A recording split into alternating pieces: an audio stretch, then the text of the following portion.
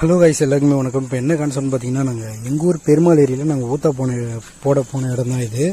ஊத்தா போட போயிருக்கும்பொழுது நாங்கள் வந்து அந்த இடத்துல ஊத்தா வந்து ஃபஸ்ட்டு ஒரு 4-5 பேர் போடுறோன்னா அந்த இடத்துல வந்து காற்று கருப்பு ஏதாவது தீய சக்தி வரக்கூடாதுன்றதுக்காக அந்த இடத்துல வந்து வத்தி கல்பனம் கொளுத்தி வேண்டிட்டு மீன் அதிகமாக கிடைக்கணுன்ட்டு தான் நாங்கள் வந்து அந்த இடத்துக்கு வந்து நாங்கள் உள்ளேயே தண்ணி உள்ளே இறங்குவோம்.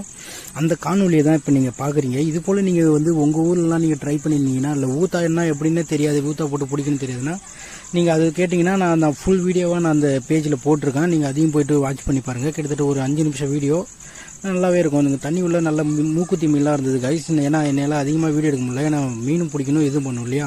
அப்போ போகும்போது நல்ல சம்பு பக்கத்தில் அழகாக வந்து காட்டுக்கோழி, அதாவது இந்த நீர்க்கோழிகள் வந்து குட்டி போட்டு முட்டை போட்டு வச்சுருந்தது.